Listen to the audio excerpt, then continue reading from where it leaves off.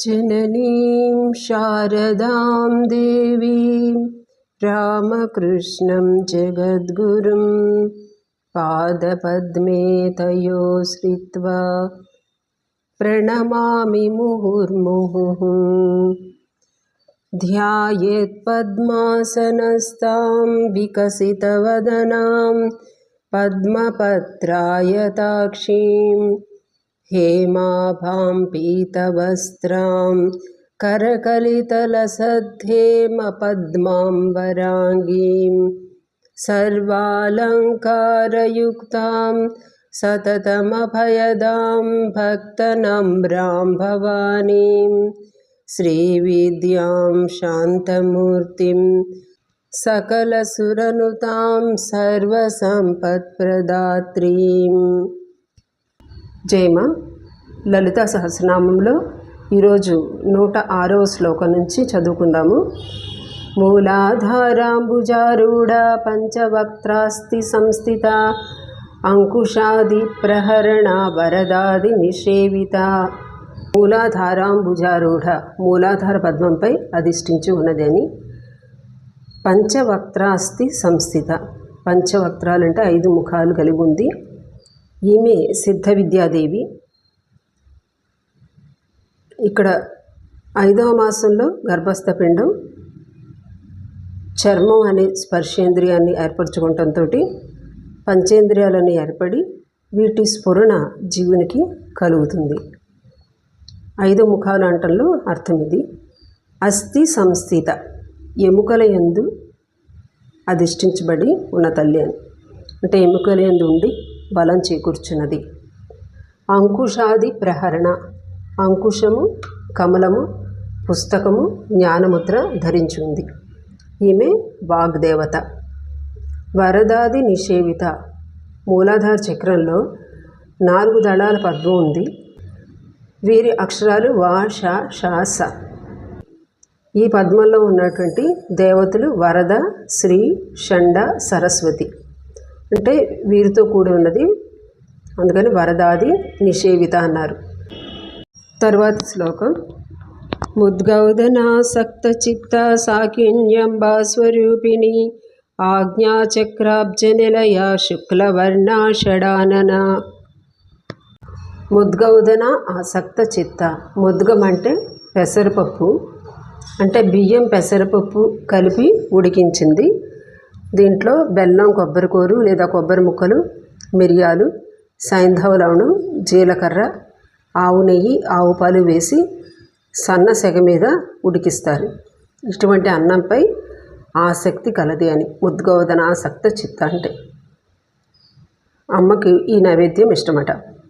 సాకిన్యంబ స్వరూపిణి ఈ 4 దేవతల మధ్య అధిష్ఠితమైనటువంటి ఈ దేవి సాకిని దేవి. మూలాధార చక్రంలో ఉన్న దేవి సాకిని దేవి. ఆజ్ఞాచక్రాబ్జ నిలయ అంటే ఆజ్ఞాచక్రమును పద్మమునందున్నది. ఆజ్ఞాచక్రమును యోగి చేరినప్పుడు కాలస్ఫురణ ఉండదు, ఇక వేరుగా ప్రపంచం ఉందనే స్ఫురణ ఉండదన్నమాట. ఇప్పుడైతే స్ఫురణే లేదు, ఇక ప్రపంచ స్ఫురణే ఉండదు. ఈ కాలాతీత అవస్థను పొందటం అంటే శివశక్తుల ఐక్యతత్వాన్ని పొందటం అన్నమాట. ఆజ్ఞ అంటే సమస్త ఇంద్రియాలను శాసించేది అని. ఇటు అంతఃకరణ శక్తికి బాహ్య ప్రపంచ స్ఫురణకు ఒక కూడలి స్థానం ఈ ఆజ్ఞాచక్రం. ఈ స్థానంలో అందుకనే మనం బొట్టు పెట్టుకుంటాం. ఇది ముఖ్య స్థానం. శుక్లవర్ణ ఇక్కడ ఉన్న దేవి వర్ణం తెలుపు. షడానన ఈమెకు 6 ముఖములు ఉన్నాయి. అంటే 5 శివతత్వాలు, 1 శక్తితత్వం కలిపి 6 షడానన అంటే శివశక్తుల సంగమ స్థానం అన్నమాట. తర్వాతి శ్లోకం. మజ్జా సంస్థ హంసవతి ముఖ్య శక్తి సమన్విత హరిద్రాన్నైకరసిక హాకినీ రూపధారిణి. మజ్జా సంస్థ ఎముకల లోపల ఉండే గుజ్జు పదార్థాన్ని మజ్జ అంటారు. దీనివల్ల ఎముకలకు గట్టిదనం, కీళ్ళ సందులందు కదలిక ఉంటుంది. దీనికి పుష్టి ఇచ్చింది ఆజ్ఞాచక్రమందు ఉండేటటువంటి దేవి, అందుకని మజ్జా సంస్థ అని చెప్పారు. హంసవతి ముఖ్య శక్తి సమన్విత, అంటే హంసవతి మొదలగు శక్తులతోటి కూడి ఉన్నది అని. ఆజ్ఞాచక్రంలో 2 దళాల పద్మం అని చెప్తారు. ఈ 2 దళాల్లో హ క్ష అక్షరాలు హంసవతి, హ క్ష క్షమావతి. ఇక ఈమెకు ఇష్టమైన నైవేద్యం చెప్తున్నారు. హరిద్రాన్నైక రసిక. హరిద్రం అంటే పసుపు, అంటే పసుపు, మిరియాలు, జీలకర్ర, ఆవు నెయ్యి కలిపి వండిన అన్నాన్ని హరిద్రాన్నం అంటారు. దీని యందు ప్రీతి కలిగినది. 6వ మాసంలో గర్భస్థ శిశువుకు ఇది పథ్యంలా పనిచేస్తుంది అంటారు. తరువాత నామం హాకిని రూపధారిణి. ఇక్కడ తల్లి హాకినీదేవి, అంటే ఈమె 6 ముఖాలతో ఆజ్ఞాచక్రంలో తెల్లని వర్ణంతో చేతుల్లో జ్ఞానముద్ర, ఢమరుకం, అక్షమాల, కపాలం ధరించి ఉంటుంది. ఈమె 3 కన్నులు కలిగి ఉంది. హంసవతి, క్షమావతి అనే శక్తులతో కూడి సకల శుభాలను ప్రసాదిస్తోంది ఆజ్ఞాచక్రాబ్జ నిలయదేవి. సహస్రదళ పద్మస్థ సర్వవర్ణోపశోభిత సర్వాయుధధరా శుక్ల సంస్థిత సర్వతోముఖి. సహస్రదళ పద్మస్థ 1000 దళముల పద్మములో ఉన్నది. 1000 దళాలంటే అనంత దళాలు అని ఇక్కడ అర్థం. ఈ స్థానం అమ్మ భక్తులకు, అంటే అదే పరాశక్తి స్థానం.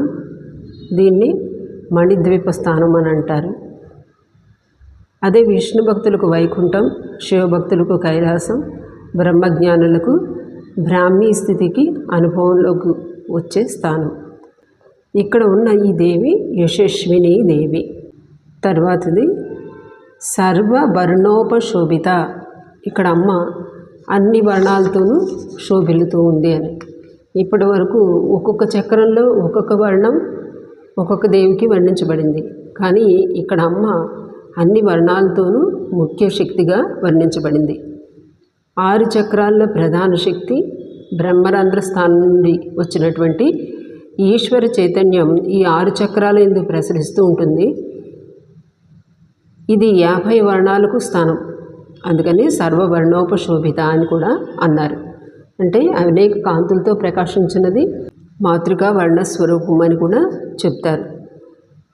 విశుద్ధ చక్రంలో మనం ఆ నుంచి అహా వరకు 16, అనాహతంలో కా నుంచి ఠా వరకు 12, మణిపూరంలో డా నుంచి ఫా వరకు 10, స్వాధిష్టానంలో బా నుంచి లా వరకు 8, మూలాధారంలో వా నుంచి సా వరకు 4, ఆజ్ఞా చక్రస్థానంలో హ క్ష 2. ఇవన్నీ కలిసి ఉన్నటువంటి స్థానం సహస్రదళ స్థానం అని చెప్తున్నారు. అంటే అక్షరాల నుంచి వచ్చినటువంటి వేదాది సమస్త శాస్త్రాలకు, మూల విద్యలకు అన్నిటికీ ఇదే స్థానం.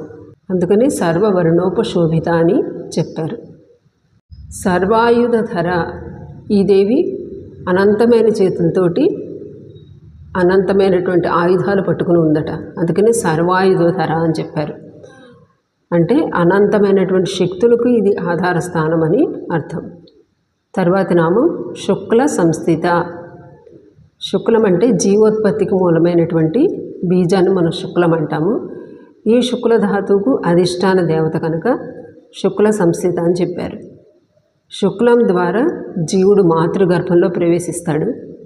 ఏ జీవుడిని ఎక్కడ ప్రవేశింపచేయాలో చూసి నియమించేది ఈమె. అందుకనే ప్రధాన బీజరూపిణి. మన శరీరంలో ఉన్నటువంటి ఓజో శక్తి కూడా ఈమె. తర్వాతి నామం సర్వతోముఖి. ఈ దేవతకు అన్ని వైపులా ముఖాలున్నాయి. వదనైక సమన్విత అంటూ ఏకముఖంతో ఉన్నది దగ్గర నుంచి షడాన్న వరకు చెప్పుకున్నాం. అయితే ఇక్కడ ఉన్నటువంటి ఈ దేవికి అన్ని వైపులా ముఖాలే ఉన్నాయి, అందుకని సర్వతోముఖి అని చెప్తున్నారు. అంటే విశ్వాన్ని నడిపే సర్వవ్యాపక చైతన్యం అని అర్థం. సర్వౌదన ప్రీత చిత్త. ఇక అన్ని ఆహారాల పట్ల ఈమె ఇష్టాన్ని చూపిస్తుంది. ఇప్పటివరకు ఒక్కొక్క దేవతకు ఒక్కొక్క ఆహారం చెప్పుకుంటూ వచ్చారు. అయితే అందరిలోనూ ఉన్నది కాబట్టి అన్ని ఆహారాలను ఆమె ఇష్టపడుతుంది. అన్నిటినీ కూడా నైవేద్యం చేయవచ్చు, అన్నిటినీ ప్రీతితో గ్రహిస్తుంది.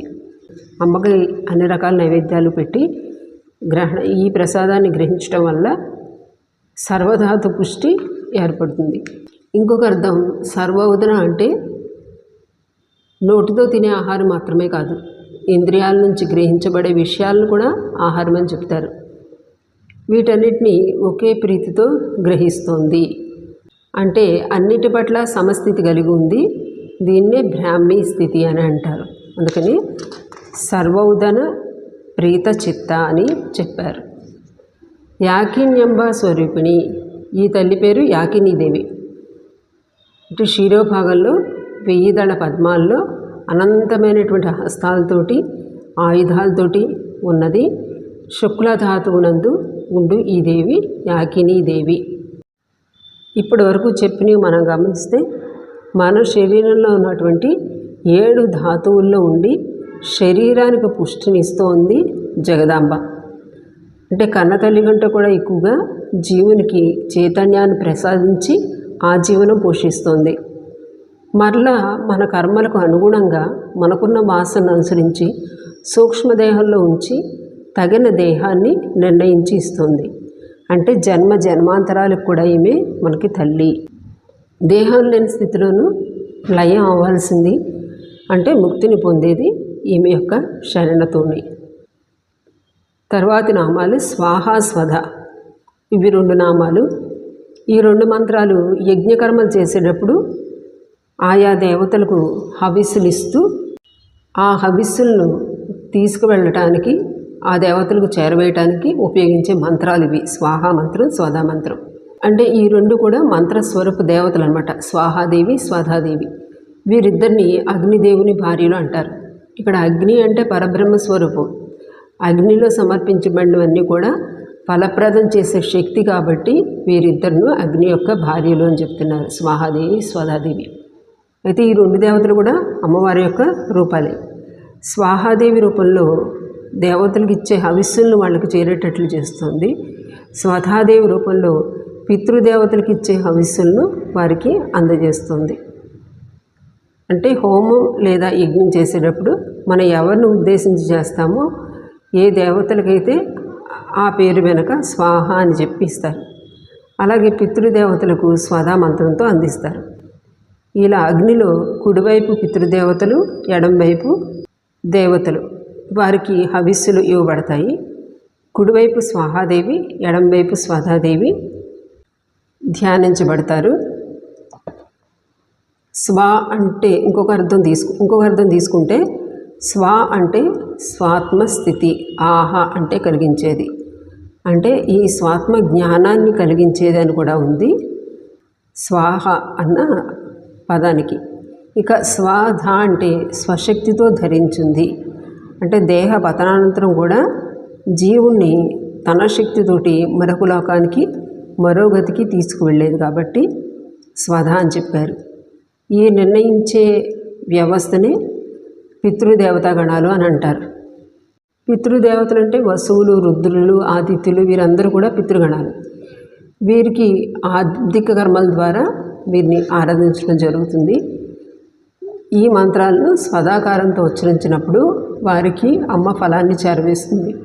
ఈ విధంగా స్వధాకారంతో జగత్తును ధరిస్తుంది. ధాతుదేవతల రూపంలో మన శరీరాన్ని పోషిస్తుంది. స్వధా రూపంలో జీవునికి దేహం వచ్చే వరకు కూడా ఈమె ధరిస్తుంది. తర్వాతి నామం మతిహి. మతి అంటే బుద్ధి. అంటే దేవపితృ కార్యక్రమాలన్నీ చేసి శుద్ధమైనటువంటి బుద్ధి ఏదైతే ఉంటుందో దాన్ని మతి అని అంటారు. ఎప్పుడైతే యజ్ఞం చేసి ఆ యజ్ఞ శేషాన్నే మనం ప్రసాదంగా గ్రహిస్తామో అప్పుడు బుద్ధి శుద్ధమవుతుంది అని. అమ్మ మతి స్వరూపిణి కనుక నిర్మలమైనటువంటి బుద్ధిని ఇవ్వటమే కాకుండా స్పష్ట జ్ఞానాన్ని కూడా ఆమె ప్రసాదిస్తుంది. శుభమతినిచ్చేది ఆమె ఉపాసన, ఆమె సేవలో మంచి మతినిచ్చేది అమ్మ. ఇక మేధ, విషయాన్ని చక్కగా గ్రహించటం మతి అయితే దాన్ని వ్యక్తీకరించగలగడాన్ని మేధ అని చెప్తున్నారు. మనకి దేవి మహాత్మ్యంలో మేధాసిదేవి విదితాకిల శాస్త్రసార అని వస్తుంది. అంటే అన్ని శాస్త్రాల సారాన్ని తెలుసుకోగల మేధ అని చెప్తారు. ఆ మేధ అమ్మ. అమ్మ ఈ 4 నామాల్లో అంటే స్వాహ స్వధాకారాల్లో కర్మకాండను, మతి మేధ రూపంలో జ్ఞానకాండకు అమ్మ ఆధారంగా ఉంది.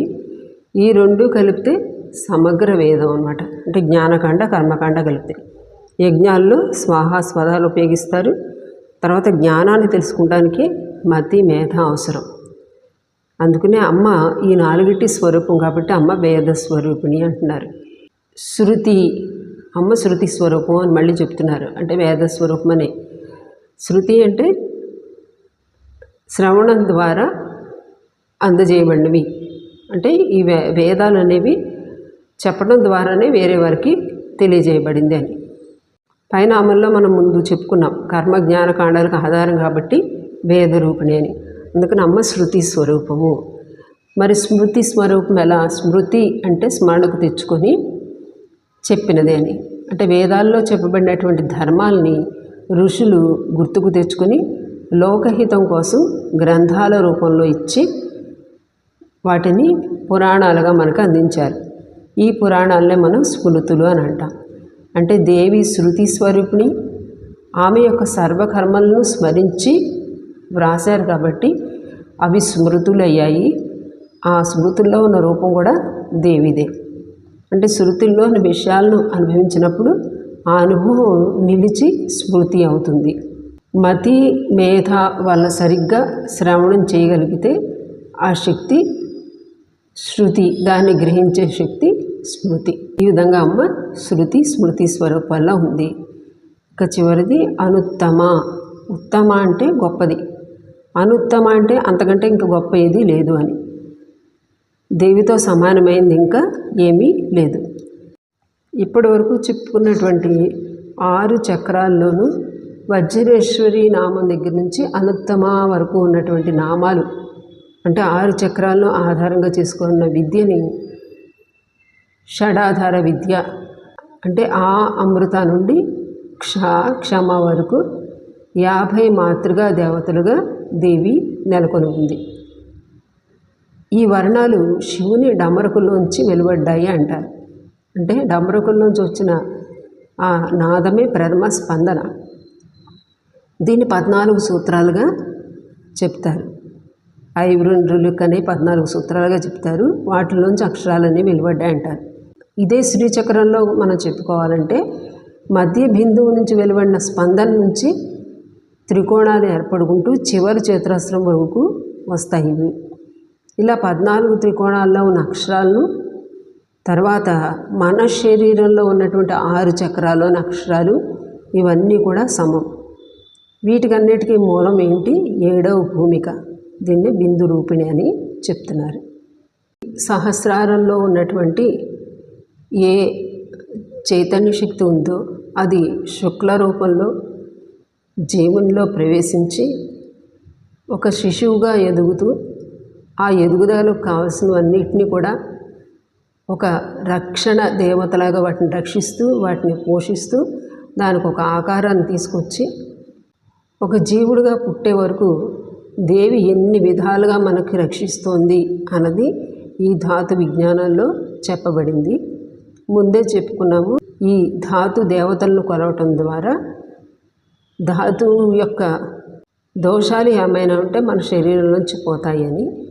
ఇది ఒక విషయమైతే తర్వాత వీటికి చేర్చినటువంటి స్వాహ స్వధ నామాల ద్వారా మనకు తెలుస్తుంది. జీవుని గతి ఆ మరణించటం వరకే కాదు, ఆ తర్వాత కూడా ఆమె మరలా ఎలా ఒక తల్లిలాగా ముక్తి పొందే వరకు కూడా ఆ జీవుని తన అధీనంలో ఉంచుకొని పోషిస్తూ లాలిస్తూ పాలిస్తూ ఉందో మనకి చక్కగా తెలుస్తుంది ఈ ధాతు విజ్ఞానం ద్వారా. అంటే అమ్మ యొక్క తత్వం అంతా కూడా ఇందులో మనకి తెలుస్తుంది. ఇదే శారదామాత ఒకసారి భక్తులతో అంటారు, వారు అడుగుతారు, అమ్మ మీరు నిజంగా మాకు అమ్మ అని అడుగుతారు. అంటే అమ్మ అంటారు, ఏంటమ్మా అలా అడుగుతున్నావు, నేను కాకపోతే మీరు అందరూ ఎక్కడి నుంచి వచ్చారు అని అంటారు. నిజంగా ఈ ఒక్క మాటలో ఉన్న తత్వాన్ని మనం తెలుసుకోవాలంటే ఎంత వెనక్కి వెళ్ళి ఎంత ఫిలాసఫీని అర్థం చేసుకోవాలి. అని అనిపిస్తుంది అనమాట. అందుకే తత్వంలో దేవిని తెలుసుకోవటం అనేది చాలా నిగూఢమైంది. లీలను చక్కగా చింతన చేస్తూ ఉంటాము, ఆనందిస్తూ ఉంటాము. కానీ ఆ నిజ తత్వాన్ని అనుభూతం చేసుకోవటం అనేది చాలా క్లిష్టమైనది. అయితే అమ్మ ఈ మాట అన్నారు అంటే ఆమె యొక్క ఐడెంటిఫికేషన్ అక్కడ దేంతో ఉంది అంటే ఆ శుద్ధ పరబ్రహ్మ స్వరూపం యొక్క ఆ ఇచ్ఛాశక్తి యొక్క సంకల్పం ఏదైతే ఉందో, జగత్తుగా వచ్చిందో, అక్కడ ఆమె తనను తాను ఐడెంటిఫై చేసుకుని నేను కాకపోతే మీరందరూ ఎక్కడి నుంచి వచ్చారు అని చెప్తున్నారు. ఇది ఎంత చక్కని మాట, ఎంత ధ్యాన విషయం మనం ఆలోచించుకోవాలి. సకల చరాచర సృష్టిని సృష్టికర్త్రి, పాలనకర్త్రి, పోషణకర్త్రి, మరల ముక్తిదాత్రి. ఇది మన అమ్మ. అందుకే బిడ్డలపైన ఆమెకు అంత ఎనలేని ప్రేమ, ప్రీతి. వీళ్ళందరినీ ఏదో విధంగా భగవదోన్ముఖం చేయాలని ఆమె అంత తహతహపడేవారు అనమాట.